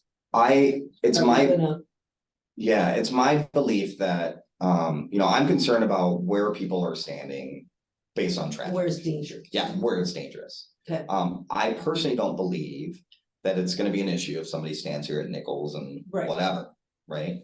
Nor do I think it's going to be something they might wanna engage in because of lack of encounters that they might Yes. have. Say for example, if they're asking for money, just an example, Mhm. I don't think that They're that's, not gonna yeah. that bubble just- into other areas because they aren't where they wanna be. You mentioned the off ramp from the belt line on the Broadway, Mhm. so that it was state, The off-ramp itself is state regulated, and then you also mentioned, 51 in Broadway. well, the state rule that I can't walk on a state highway. Correct. How can, who enforces, for example, that stretch, if it's not us? Yeah. And it's illegal to walk on a state highway. Yeah. How is it that someone's walking that stretch? This is gonna sound weird and bizarre. The off-ramp is an extension of the highway and it's not actually the highway, Oh, Well, right? So think of it like like a, what do you call it? Frontage road, Okay, similar concept of how the state interprets that. so they see it as, that rule doesn't apply then, Yes. because there's no way So and the reason the I. state's coming. The reason I gave a long, yeah, no, the reason I gave a long yes to that is that it depends. It really depends. If somebody's 3/4 way down and it's distracted, the whole purpose of that law is to. Not distract drivers, not, oh my gosh, somebody's gonna run out in front of me while I'm Yeah. going 55 on the belt line. On the off ramp maybe. Right, right. And did you know that there's no speed limit on and that? All right. oh, come on now. that's my kind of place. Yeah, so. I so- speed up on the stuff. So not to say that there's not any regulation, there is, but it's certainly not where I think we all know where people are congregating and Yes. interacting with cars at the stoplight pretty much. That's not gonna be enforced, And Highway 30 is a state highway. correct? How is it that Highway 30 in Stoughton Road is on Madison's map in a highly enforced Madison section? This is a public works, well, you might even have some expertise. The way rights of way and home rule and ownership, it's like a class, like it is. It's very likely that section, there's actually probably an intergovernmental agreement. There you that says go. The city of Madison has Thank you. Neil. maintenance control. Yeah, because they put up those walls at that and they maintain the walls. It took ownership of them.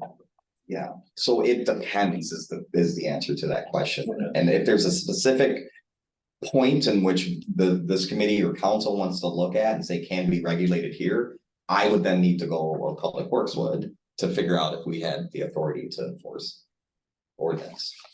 So that picture you showed of the guy taking a nap, Yeah, is that Madison or Monona? that is ours. That's the city of Monona. It is. So that was on Broadway traveling It's looking east. It was on 51. It's 51 just north of Broadway to go west.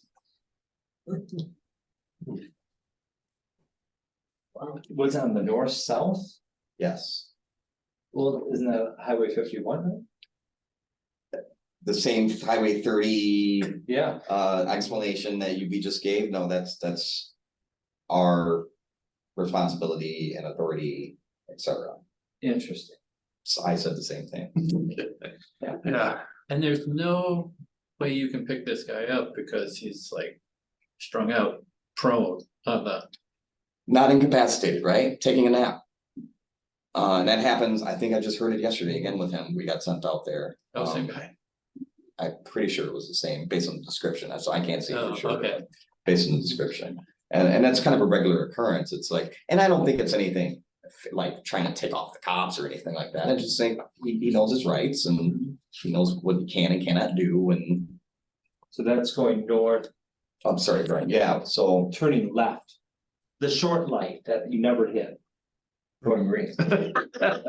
right. Traveling north on 51. Everybody knows how. Left onto Broadway. No, so I may have given you well, I said it right, but I didn't paint the right picture for you. So if you're going towards McFarland heading south, right, on 51, and you wanna go to Denny's or Menards. Okay. That right turn, there's a little island there. Very narrow island in between the turn lane Ah, okay, and right. the through lane. Yeah. Okay, Do you follow? yeah, Yeah, that's all the city of Monona. okay, yeah, I thought it was the one in the middle of 51. Oh, like the big one. Well, there's a small sliver for the people that are going north and Yeah. are turning Yes, left. so they also, They try to cross there, which there's those crosswalks. correct, and there's also activity there as well. However, we say that's the city of Madison. Oh, Yes. Part of it is the town of Blooming Grove. Wow. Oh, makes it even more interesting. wow. And The good news is we are actually fairly well versed at regulating things in the right of way. yes, That is certainly not new. I mean, we regulate those like lawn size signs. Yeah. And prohibit them from being in the right of Well, way. don't start with signs. Well, it's a similar issue. I know, only when they, It's in terms of a First Amendment kind, I mean, it is Yes. actually a very related issue. the sign that's, But not the those, content. in terms of if they are determined to be a hazard, a visual hazard, or if there's a safety issue where we can. Get rid of those. Chief, I'm assuming you can, ticket someone for jaywalking somewhere if they had to, they're walking somewhere outside the crosswalk, a regular we don't have pedestrian. too many crosswalks here, Well, but yes. Hypothetically. So, I mean, so If certainly, it's I a think we, regulated intersection, yes, you Yeah. have to obey the okay, crossing. so certainly we do have, I don't think it's a question of whether or not we have the ability to do that. Yeah, so, but you're right, specific places, if there's a question, we would ask either Public Works or the city attorney to look into further to make sure that we can actually enforce. all right, I know I asked some of the questions, so I'll zip it now. And without the fear of going down too much, okay. Either if there is a new question or a new comment, or if there's a motion, given that this group had. I know talked about this significantly in the past. I'll leave it. I would, if I could just add real quick that I brought this up to the chief because I think the new thing, first of all, I was very disappointed that the council didn't pass it earlier. But it didn't, so that's I respect that. But the new thing now are the kids. They weren't around back when this first came through, and it's just to see these young infants and kids out there. I sent an email to Chief Cheney, who's aware of I'm assuming the father and the two little boys that were at that intersection we were just talking about, right at rush hour, switching from one median to the next, crossing no crosswalk, rush hour traffic. One little boy's rubbing his eyes. It just, I don't think, as we talked about when we first went through this, it's not, the idea behind this isn't so we give officers the authority to go out and write tickets or take people to jail. I really do think it's a more compassionate safety issue. One, compassionate so they can give them resources. There's better ways to try to help these families than, I think, just one person's view, than to allow them to panhandle. I think there'd be more productive things we can do for those people. And that's one reason. And secondly, we talk about safety. People say, well, there've been no accidents. I don't think just because there hasn't been one to this point that I'm aware of, that automatically makes it safe. I'm spending a lot of time on the road and the streets. It was pounded into us to put that reflective vest on. And if anybody's ever had to direct traffic and stand in the middle of traffic, it's one of the absolute worst things I had to do, because people do some crazy things out there. Even if you have a squat on with lights, you're in a vest, it's just not a safe situation, which I think it's kind of a really situation, a community policing, problem solving thing that our department I think would be really good at. And I really appreciate Chief Cheney kind of taking the lead. And I listened to him talk to the council, and I just totally agree with what he's put forth to the council. So I'm a very strong advocate of revisiting this for those two reasons. I do believe it's a safety issue. And I also think we can do better for those people than to allow them to stand out there with their young kids. And I think we should do more to help them in that regard. And that's why I'm for revisiting this and hopefully passing it on the council, and they take that into consideration. May I just add to that, just briefly? I sort of, and I expressed this to council, I felt compelled to do something. I couldn't just not do anything, and respected council's decision. But so what I had our officers do is a lot of outreach and make sure that they knew the folks' names out there, and they knew people, and make sure that they reiterated, hey, I can give you a ride somewhere, I can give you help. I pulled $20 out of my pocket one day to give an individual who I knew was new to the area. I had not seen them before, and they had learned that it was legal for them to panhandle at what I thought was a dangerous intersection. I said, here, I'll get you to where you need to go. So I gave them a ride, and I gave them a little bit of money so that they can get a bus and watch them get on the bus to where they needed to go on an inner city bus. But the issue is like Mark was saying, is safety, but we also you have a bunch of compassionate cops who care. We have a network of advocacy and supportive groups, nonprofit organizations, and we've worked with the street outreach team, and they have been out, Mike Moody and his team of outreach workers, and they have been out making outreach. So it's the last thing we want to do is give a ticket. And I'll poke fun of us, and I think I said it to Neil, like, listen, it's sort of path of least resistance. Like we want compliance, we want people to slow down, we want people to obey the law, we want people to be safe.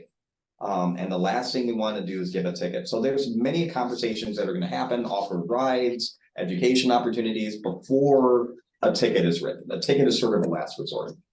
And I know that this council or this committee discussed that the last time around about, geez, you sort of feel bad about writing tickets to people who don't have money. I do every day that I write a ticket to somebody who I know probably, it's because they got in a crash or something, this is going to be a hardship for them, but there's options for them. There's reduction classes, and there's talking to the judge, or there's deferment opportunities for folks. And we participate in all of the programming that will give folks, hopefully, an opportunity not to have to pay a monetary fine. We do that by design because we are a compassionate police department and you're a compassionate community. That's my spiel. Thanks, Brian. Whatever we do, Heard it a few we times. really need community education, because there's so many feelings out there about this thing and why we're doing it. Because people just blow on this whole issue for sure. And then I was wondering about other resources, but if you are called, you have to go. Yeah, I mean, there's a You liability. can't aspect have of the job. someone else go or another resource. Well, if the community had a 24-hour resource that can respond, and it didn't put the city, you know, the city attorney, I don't wanna speak for him, but I think, you know, we have a duty and obligation to make sure that we check the welfare on people that we get called. Mhm. In which there's a concern, so we're it right now for the 24-hour So provider. there's nothing available in the county or anything? That's a would help. response, group like us. Now, the Madison has its CARES team, but that's, Yes, that's mental mental health health. related. I wish we had a street outreach team that had equipment and squads and whatever they needed so that we knew that they were dispatched and that we can verify that they responded. We don't really have that. They go when they're able, and most of them are volunteers. And they're still going to locations because they're prohibited to, like, the way they operate in Madison is oftentimes the call has to do with it's already prohibited activity, and that's what's helping generate the response anyways. Yes. I said I was gonna zip it. Yeah, I'll just mention that I have seen some of the same individuals with children here in Monona that I have at the Verona exit Yes. in Madison, so even with this ordinance, people will probably continue to flaunt it. Yeah, the only thing that I'll say, having worked for a machine called Madison Police, I have 21 officers that I'm able to have conversations with, we're able to game plan, we're able to strategize. It's a lot easier to problem solve with a smaller organization and to be mission focused than it is for 500 cops with 500 different priorities. Do you know what I mean? So not that it's, the best term I can use is that we're going to, you know, overwhelm them with kindness, right? We're not gonna ignore our intersections. Right. We're gonna make sure that we focus on what we're trying to address and make Okay. sure that we. But you keep have it safe. something to back it up. Yeah, yeah. The other thing I'll mention is, I'm wondering the advisability of going to the council with a modified ordinance with not as many individual locations and just trying to single out the ones that are most egregious, like Monona and Broadway, and I think that's probably the worst intersection from what I've seen, but also that Stoughton Road intersection. So those two really seem like the most important priorities, but just to make it more passable by the council. Because I think you might meet the same resistance, you might not, but just as a way of engendering some additional support. All right, is there a motion from the committee? You're looking for a motion to revisit this at the next meeting, is that the idea? It'd be a motion for a recommendation to council for this ordinance as drafted by the chief. Okay, well, I recommend that, I make that motion then. All right, is there a second? I'll second it. All right. Any additional questions? Well, I guess once it gets to the council and taking the last comment to heart, is that something that the council could then do? Because I guess it'd be tough for me to think, well, to eliminate this or that, I would assume that would still be the option of the council to modify this map and maybe meet that threshold to get it passed. Correct. So for example, at the last opportunity, Alder Thomas and myself made an amendment to the proposed ordinance to change the map to eliminate the section on the map on Bridge Road from Winnequa to Frostwoods. Currently, that was listed on the map, and I made the amendment and Alder Thomas seconded. And that amendment passed to make that revision, but the overall ordinance failed. Okay. Do we have data on where the most calls are? We do, so we do, we'll have to sift through it. The comm center, because I reached out to the 911 center, because I received some concerns from the 911 center that this was impacting them as well during peak hours. So I asked for the data. The data they had is sort of keyword search data. Panhandling in and of itself isn't against the law, right? It's a constitutional protected free speech. So it's tricky just to search for panhandling, because that's Yeah. really not the issue. The issue is a safety issue or check welfare issue. And so sifting through the data that I have is going to take some time. I've got literally hundreds of calls. And so you'd have to open up the call, see how it's worded, see how it's cleared. It's just gonna take a lot of human power. Now, anecdotally, I can give you the handful of Exactly. intersections that Yeah. we respond to on a daily basis, where I think is based on the officers' feedback and where Mhm. I know, listening to the radio every day, where the calls are. You know, if that might be more about where most schools are. One thing to consider, and I know we have a motion, so I'll keep this extremely short. Having stretches addresses the safety concern versus really being perceived as targeting panhandling. So for example, Yes. if I go out there and say, I have a car wash at the next street up, and I'm standing in the median at Broadway and no cross street. From a safety perspective, that is equally concerning to the individual that's at a crossroad with a stoplight. Yeah. Right, if we only identify high call volume areas, I would be concerned that we are actually trying to address panhandling rather than address safety, correct? So. Understood. We'd rather people hold those car wash signs on the sidewalk, Yes, right? all right, so there's a motion, there's a second, and all those in favor say aye. I, Opposed? I oppose. All right. Item let's see, item do 6C. I can brief update unless you want to. D David. It's D David. Okay. Did I say D? It said C. Oh, see. See, I didn't take out my glass. I can give it a short. You were the, Oh, yeah, Neil, I've got your here. We'll give Neil a chance to. Which one is this? Oh, this is an update on the, on this, on our Public safety building. public safety building.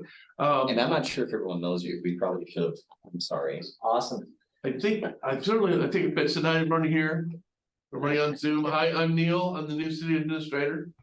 So thank you for your service on this committee. This is a big one.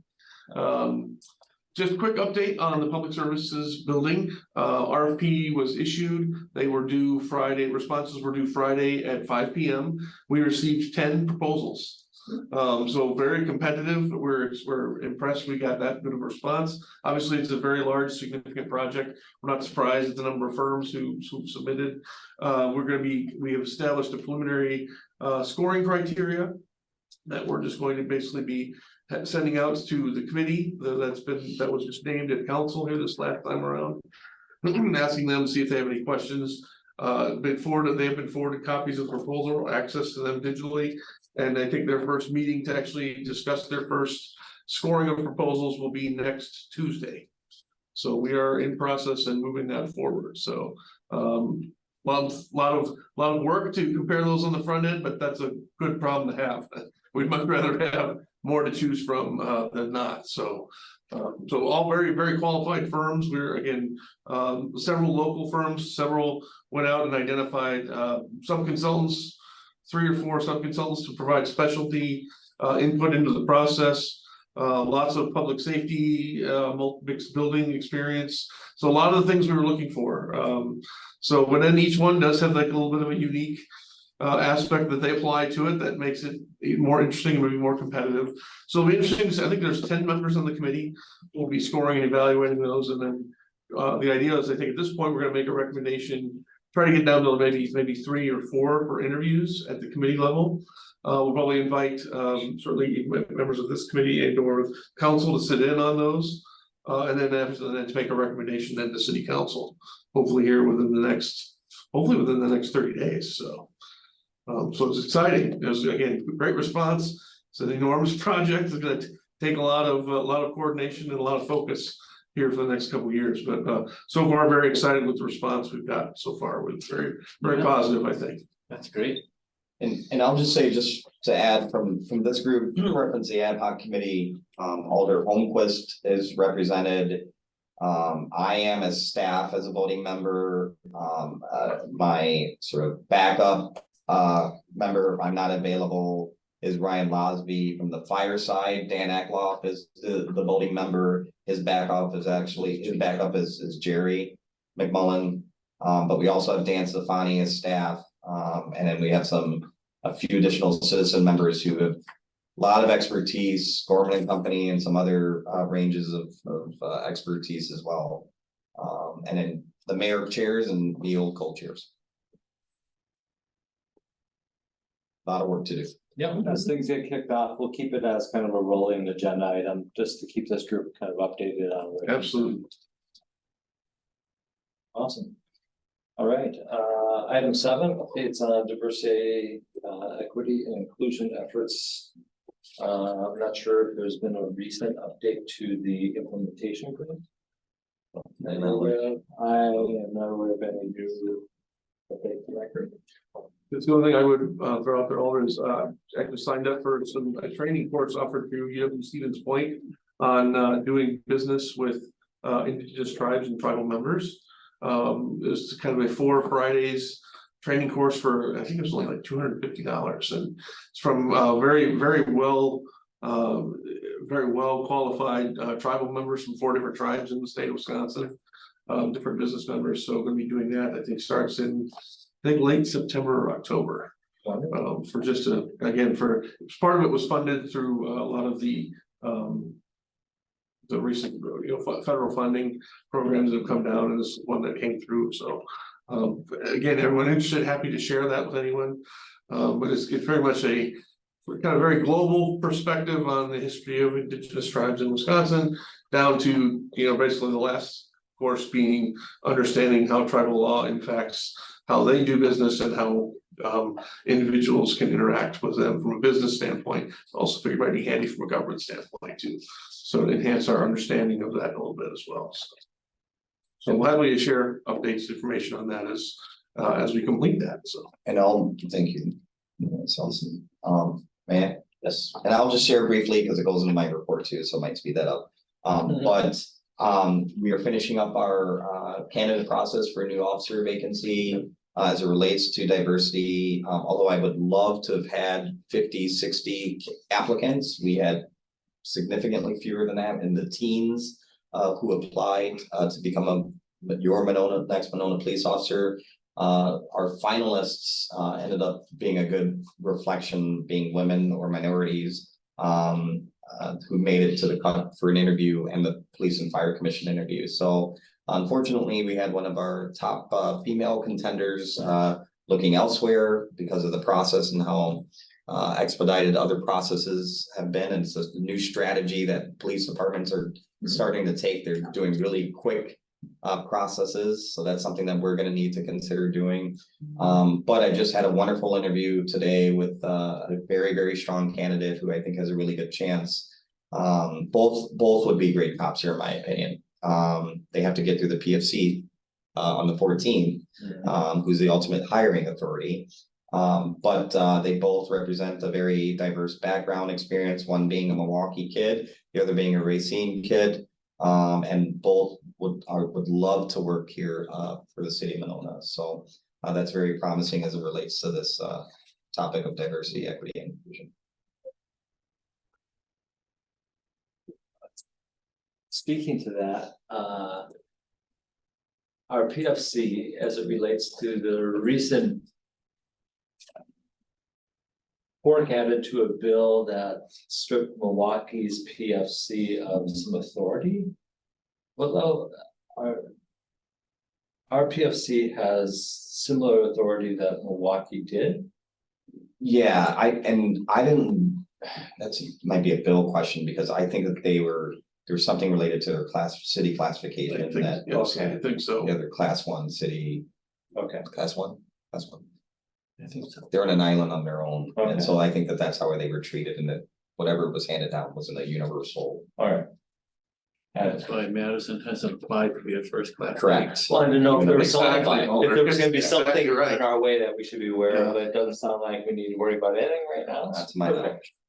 Alright. Anything else for reports?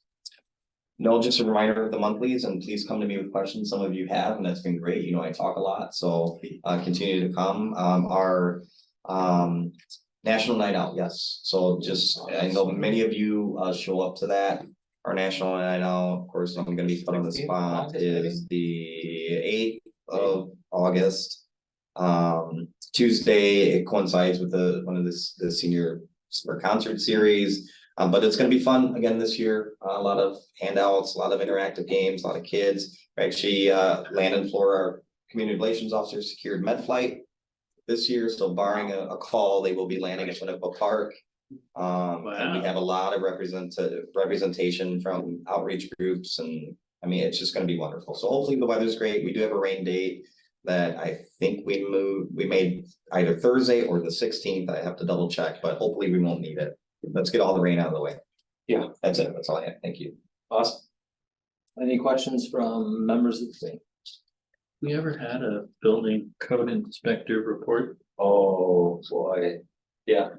I'll give the short version. Years ago, when we passed the ordinance for unsightly property. It's probably called something different, I can't remember the name of it now. Then when we hired our first code enforcement individual. Part of that was overseen by this committee. And the idea was they would come back and provide a report to this committee of different properties in which there was potentially a violation, and they were following up. Over the course of time, there's been ebb and flow regarding who's in that position, as well as the report back to this group. And it has then stayed as something as an agenda item, but not an active report back to this group from the code enforcement, as well as building inspector, which were separate. So Oh, it's all listed as one code or one item on here. I think some of this, if Jerry was here, he'd probably bring up, Yes. this is part of what he's getting at with the fire code and NFP 13 or 14 or 13 plus, whatever we're using nowadays. Like, lots of things wouldn't end up back here because he wasn't being notified until after the fact. So that goes to the building code inspector, like when they're bringing things to public safety for review and how that happens. The code enforcement had more to do with the unsightly premise ordinance that existed and who was enforcing it.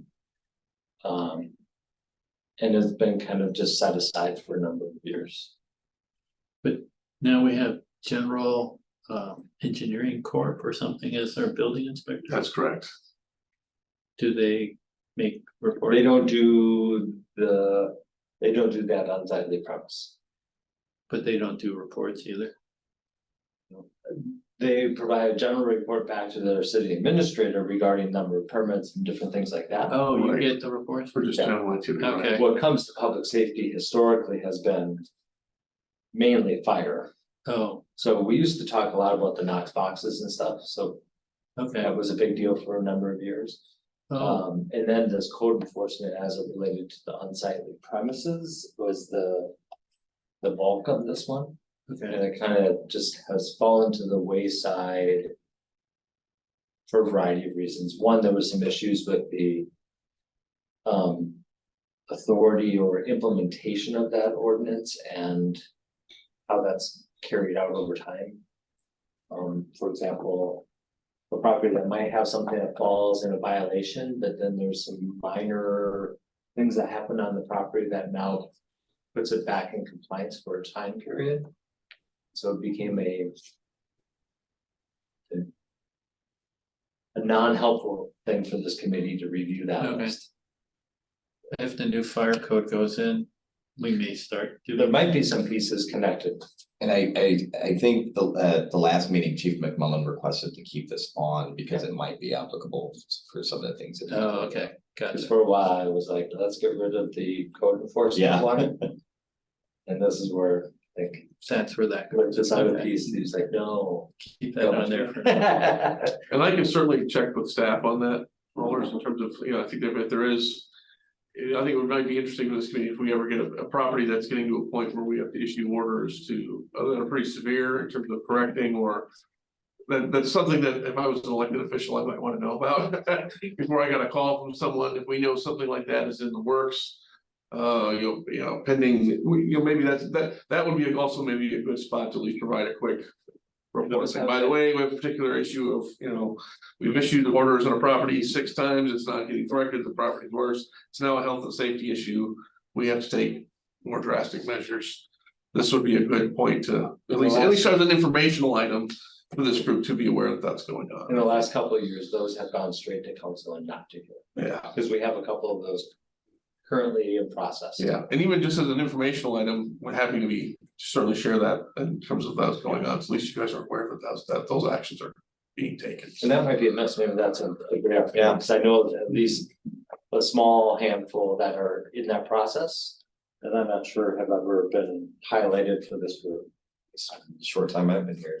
Yeah, because oftentimes there are often, at least in my own experience in other communities, a lot of those are also already on the chief's list for other reasons and for other activity going on in those properties, and oftentimes there is overlap, so you may be hearing about them. Yeah. Just for a different reason, but a lot of property conditions is certainly one that obviously, again, was kind of mentioned previously in previous topics. Compliance is obviously our preference. Yeah. I like to go in and issue citations and do those types of things, but at some point, if it becomes more than just a nuisance and it's actually a health and safety issue.